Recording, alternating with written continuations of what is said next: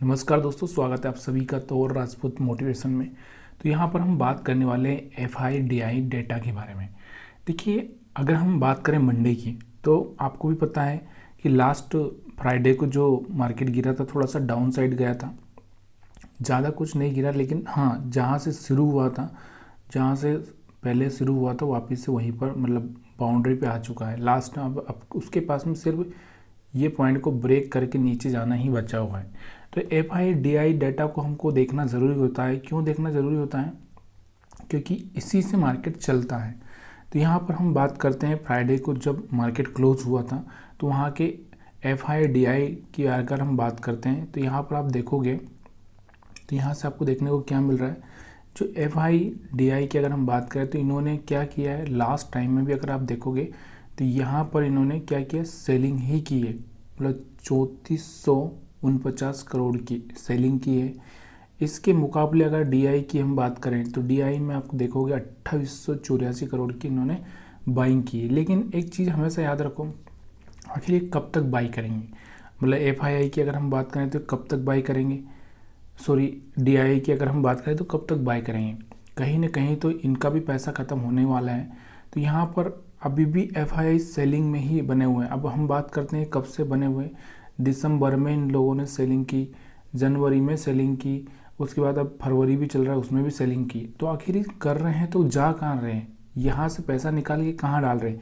क्योंकि FIDI में अगर अंतर देखेंगे, तो FII का काम क्या होता है, जो फॉरेन बाहर के जो लोग होते हैं, वो क्या करते हैं, हर एक देश में पैसा लगाते हैं, और हर एक देश में जहाँ उनको अपॉर्चुनिटी दिखती है, जहाँ पर लगता है कि यहाँ पर पैसा बन सकता है, वहाँ पर लगाते हैं।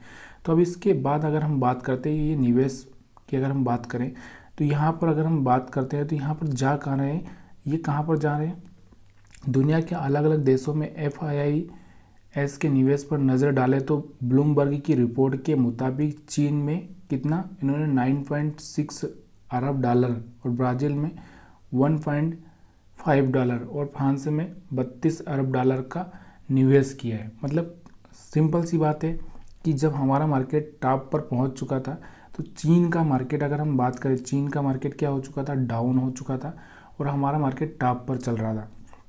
चीन की अर्थव्यवस्था बहुत कमज़ोर हो चुकी थी। तो वहाँ की जो सरकार थी, उन्होंने एक डिस्काउंट, या हम बोल सकते हैं कि मार्केट में पैसा डाला था ताकि मार्केट ऊपर आ सके।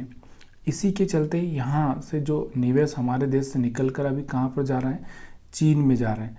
ज़्यादातर चीन में जा रहा है और ब्राज़ील में जा रहा है। ठीक है, तो ये चीज़ आपको समझ में आना चाहिए।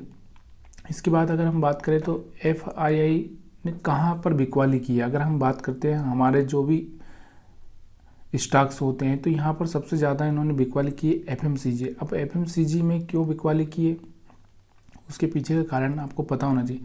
क्योंकि यहाँ पर सबसे बड़ी प्रॉब्लम क्या होती है, ये स्टॉक्स ना बहुत स्लो चलते हैं। देखो, मतलब एक तरह से जो टेक वाले स्टॉक्स होते हैं, टेक वाले स्टॉक्स में क्या होता है, एकदम सीधे अप और फिर डाउन भी होता है। लेकिन यहाँ पर जो ये जो स्टॉक्स हैं, ये बहुत स्लो, एक तरह से इनका जो मार्जिन प्रॉफिट मतलब इतना खास नहीं है, इसलिए यहाँ पर बहुत स्लो। तो यहाँ पर इन्होंने क्या किया, FMCG में इन्होंने इतने की सेलिंग की, कंज्यूमर गुड्स और ऑयल गैस में इन्होंने सेलिंग की है, बिकवाली की जिसको हम बोल सकते हैं। सबसे ज़्यादा फाइनेंशियल में भी इन्होंने बिकवाली की है। अब हम बात करते हैं इन्होंने कहाँ पर निवेश किया है, तो FII टेलीकॉम सेक्टर में पैसे खरीद मतलब लगाए हैं। किसमें, टेलीकॉम सेक्टर में। टेलीकॉम सेक्टर में क्यों, क्योंकि हर एक की ज़रूरत पड़ रही है आने वाले टाइम में, सबको नेट चाहिए, सब चीज़ें चाहिए। तो यहाँ पर टेलीकॉम सेक्टर, हेल्थ केयर में इन्होंने पैसा लगाया, क्योंकि हेल्थ केयर भी बहुत इंपॉर्टेंट है। और थोड़ा बहुत केमिकल में भी यहाँ पर इन्होंने IT और केमिकल में लगाए हैं। अब हम बात करते हैं कि अगर FIDI का जो डेटा हमने देखा उसके हिसाब से, और यहाँ पर US के मार्केट के हिसाब से क्या हो सकता है। तो लास्ट फ्राइडे को जब हम बात करें, डाउ जोन्स भी यहाँ पर जो क्लोज हुआ था, US का मार्केट जब क्लोज हुआ था, तो आप यहाँ पर देखोगे कितना परसेंट की गिरावट के साथ क्लोज हुआ था। एक तो ट्रंप की नीतियाँ, जो कि हर रोज़ यहाँ पर कोई न कोई ऐलान हो रहा है, उसके चक्कर में यहाँ पर आप देखोगे US का मार्केट भी नहीं बच रहा है। क्योंकि हाँ, हो सकता है कि लॉन्ग टाइम में गेन हो। तो यहाँ पर आप देखो, ट्रंप के आने के बाद से अगर हम बात करते हैं, तो यहाँ से ट्रम्प के आने के बाद मार्केट यहाँ से बड़ा भी था, अगर हम बात करें तो यहाँ से आपको दिख रहा होगा, लेकिन वापस से यहाँ पर आपको दिख रहा है 43,000 के आसपास आ चुका है, जहाँ 44-45,000 के आसपास जा चुका था। वापस से यहाँ पर आता हुआ आपको देखने को मिल रहा है। यहाँ से आपको दिख रहा होगा टॉप यहाँ पर बन चुका था इसका, और उसके बाद में यहाँ पे वापस से गिरावट देखने को इसमें भी यूएस के मार्केट में भी मिलती हुई आपको देखने को मिल रही है। कारण क्या है, अगर हम बात करें 6 महीने में इसने 6% रिटर्न दिया है, और अगर हम 1 महीने की बात करें तो इसमें 1 महीने में इसको माइनस ही रिटर्न दिया है। और वापस से यहाँ पर ट्रम्प ने जितना यहाँ पर एक उम्मीद के साथ में मार्केट को ऊपर लेके गया था, उसके हिसाब से यहाँ पर आप नीचे आता हुआ देखने को मिल रहा है।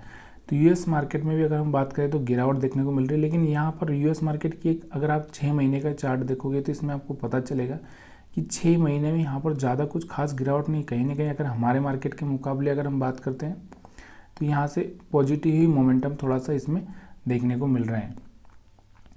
अब थोड़ा सा इसके अलावा हम जो क्या देख सकते हैं, जैसे अभी चार्ट पर हम ऑप्शन का जो डेटा देखते हैं, तो ऑप्शन चेन का डेटा देखकर हम थोड़ा सा अंदाज़ा लगाते हैं। तो यहाँ पर निफ्टी 50 की अगर हम बात करते हैं, निफ्टी 50 में अगर हम बात करते हैं तो 22,800 के आसपास हमारे पास में क्या देखने को मिल रहा है, रजिस्टेंस भी है, और आपको दिख रहा होगा यहाँ पर OI के हिसाब से तो रजिस्टेंस भी है, और क्या है यहाँ पर सपोर्ट भी है। 22,800 का रजिस्टेंस भी हम समझ सकते हैं, सपोर्ट भी समझ सकते हैं। अब इसके बाद मार्केट में यहाँ पर अगर आप देखोगे तो 23,000 पे ज़्यादातर आपको देखने को मिलेगा कि यहाँ पर सेलर आपको मिलेंगे। जो रेड लाइन देखने को मिल रही है, ये रेड लाइन बड़ी है, मतलब ये समझ जाओ आप कि यहाँ पर सेलर 23,000 पे सेलिंग करने के लिए तैयार हैं। अगर हम बात करते हैं बाइंग करने के लिए कहाँ पर तैयार हैं, तो लोग यहाँ पर बाइंग तो 22,800 पे भी तैयार हैं, और इसके नीचे अगर हम बात करेंगे तो सीधे यहाँ पर अगर हम देखेंगे तो 22,500 के आसपास बाइंग के लिए यहाँ पर तैयार बैठे हैं। मतलब ज़्यादातर लोगों का मानना है कि 22,500 के आसपास आएगा तो हम थोड़ा बाइंग कर सकते हैं। 22,300 के आसपास भी यहाँ पर रेजिस्टेंस देखने को, सपोर्ट देखने को हमको मिल रहा है, और 22,500 के आसपास। बाकी छोटा मोटा यहाँ पर 600 के आसपास भी है, तो ज़्यादा कुछ खास नहीं है। अभी एक्सपायरी 27 फरवरी का है, आपको भी पता होना चाहिए, तो 27 फरवरी को एक्सपायरी है। इसके अलावा बैंक निफ्टी को देखते हैं।